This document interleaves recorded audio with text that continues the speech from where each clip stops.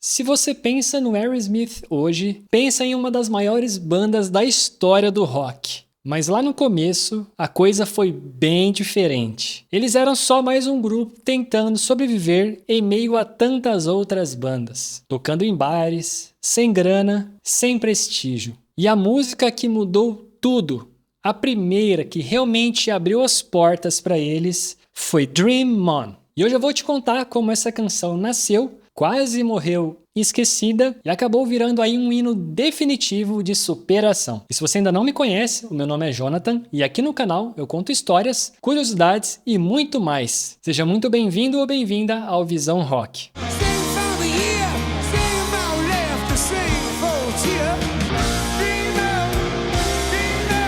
Steven Tyler cresceu em uma casa onde a música estava por toda parte. O pai dele era pianista clássico e o piano ficava na sala. Só que, ao contrário de muita gente que aprende com aulas formais, o Steven ficava fuçando sozinho. Ele sentava no banco, tocava uma nota, depois outra. Passava horas ali explorando. Foi nesse piano que ele começou a juntar os primeiros acordes de Dream On. Um pequeno detalhe: ele tinha por volta de uns 17 anos. Não existia Aerosmith ainda. Não tinha banda, não tinha carreira, não tinha nada. Era só um garoto tentando transformar os próprios sentimentos em música. A letra de Dream On é quase profética. Steven Tyler escreveu sobre agarrar os sonhos, não desistir, acreditar, mesmo quando tudo parece praticamente impossível. E olha só que ironia, ele fez isso muito antes de ter qualquer sinal de sucesso. Ele ainda não sabia que ia conseguir viver de música. É uma letra de esperança, mas também de desespero. Porque quando ele fala sobre, por exemplo, cantar até perder a voz e sonhar até os sonhos se tornarem realidade, ele está falando de alguém que sente que pode nunca chegar lá. E esse contraste, pessoal, é justamente o que faz essa música ser tão poderosa, mesmo até nos dias de hoje. Vamos agora olhar para alguns versos um pouquinho mais de perto. Toda vez que olho no espelho, as linhas do meu rosto ficam mais claras. O passado se foi. Passou como do crepúsculo ao amanhecer. Não é assim que funciona? Todo mundo tem as suas dívidas para pagar. Nessa primeira parte, Steven Tyler encara o espelho e fala sobre o tempo passando, as marcas no rosto ficando mais claras. Ele lembra que o passado já se foi, rápido como a transição entre noite e dia. É quase um choque de realidade. Nada dura para sempre. E no final, ele crava uma verdade simples, mas dura. Todo mundo tem um preço a pagar na vida. Eu sei que ninguém sabe de onde vem e para onde vai. Eu sei que é o pecado de todos. Você tem que perder para aprender a vencer. Steven assume a incerteza da vida. Ninguém sabe de onde tudo vem ou para onde vai, mas reconhece que esse é o pecado de todo mundo: viver sem ter todas as respostas. A grande sacada está no contraste. Você precisa perder para realmente entender o que é vencer.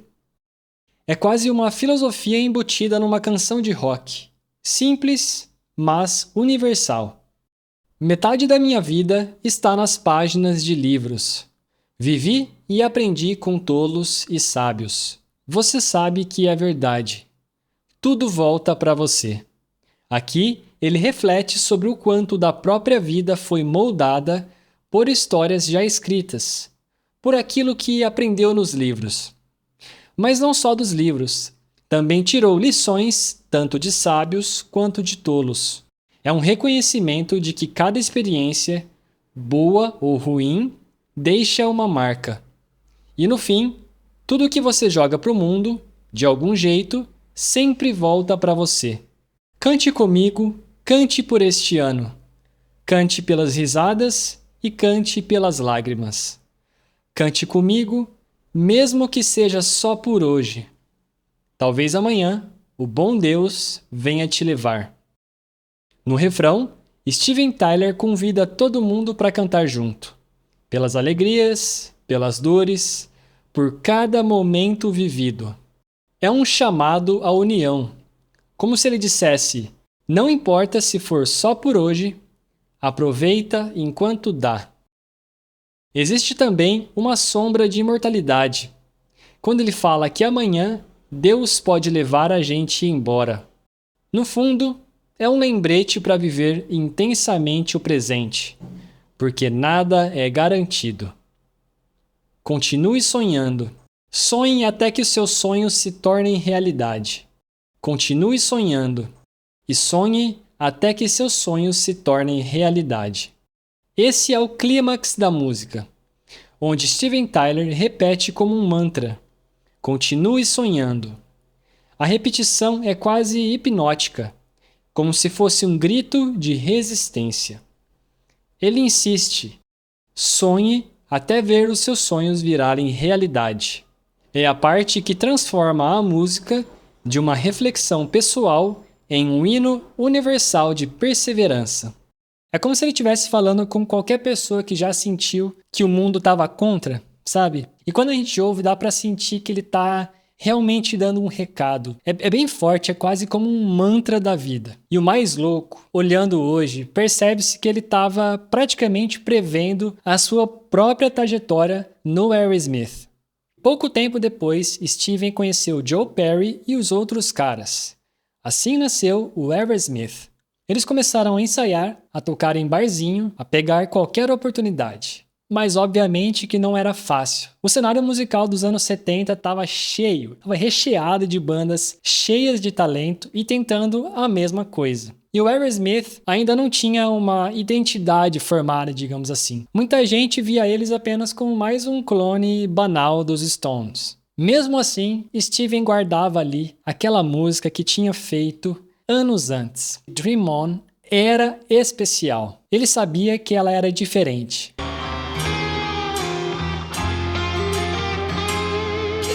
Em 1972, o Aerosmith gravou o seu primeiro disco, o homônimo Aerosmith. Sem grana e com pouco tempo de estúdio, Steven insistiu em incluir Dream On. E um detalhe curioso é que no primeiro álbum, a voz dele era bem mais crua, era bem mais ao estilo blues, sabe? Só que aquele falsete, aquele icônico falsete, já estava mostrando ali um estilo que obviamente explodiria nos anos 70.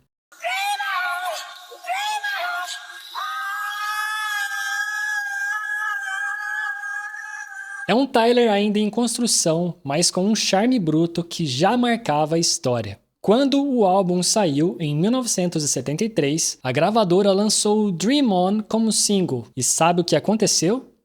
Nada.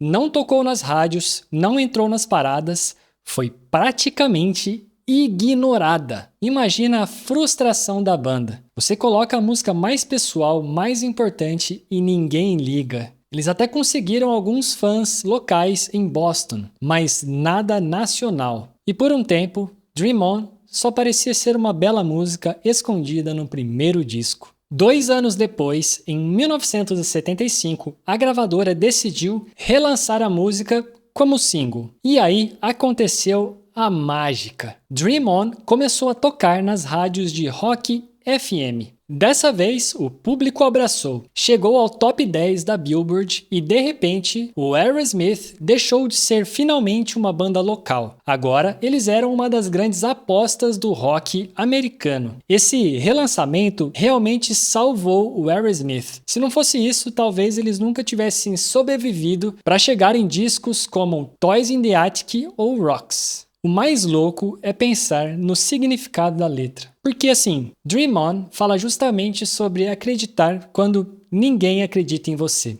E foi exatamente que isso aconteceu. A música fracassou primeiro, parecia esquecida, mas ela voltou e ela se realizou na prática, não só na teoria. O Aerosmith literalmente viveu a mensagem que Steven Tyler escreveu anos antes, sozinho, no piano da sala da sua casa. Com o tempo, Dream On se tornou uma das músicas mais queridas do catálogo do Aerosmith. Não é só um clássico da banda, é um clássico do rock. É a faixa que aparece em filmes, séries, essas competições aí de talento, reality shows.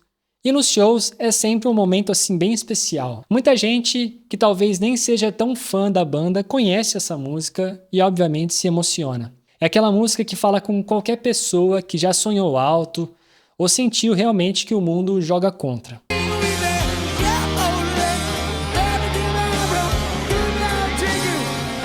E nesses últimos anos, Dream On explodiu aí no TikTok, conquistando praticamente uma nova geração. Uma versão aí meio acelerada virou febre nesses vídeos verticais, usada por pessoas comuns, de dançarinos, criadores de conteúdo em momentos de emoção, humor, coisas assim. Com milhões de views, a canção conectou aí adolescentes de hoje ao sonho de Steven Tyler, escrito aí há algumas décadas. Isso prova que Dream On é um clássico de rock que se reinventa, ganhando vida aí a cada novo play. E se você pensar bem, Dream On é o resumo da jornada do Aerosmith. Eles começaram desacreditados, quase foram engolidos pelas dificuldades, mas insistiram, sonharam e chegaram ao topo. E é por isso que essa música é tão poderosa até hoje. Não é sobre Steven Tyler, não é sobre a banda, é sobre todo mundo que já se sentiu pequeno e ousou sonhar grande. É como se a voz de Steven Tyler e a canção de Aerosmith realmente representasse a cada um de nós. E aí, o que você achou da história de hoje, desse hino fantástico do rock? Curtiu? Deixa então o seu like, se você for novo ou nova por aqui, não se esqueça de se inscrever no canal e também, se tiver pelo celular e deixar o like, tem também um botãozinho escrito Hypar, que ajuda a levar esse conteúdo a pessoas que ainda não conhecem o meu trabalho. Beleza? Até a próxima. Falou!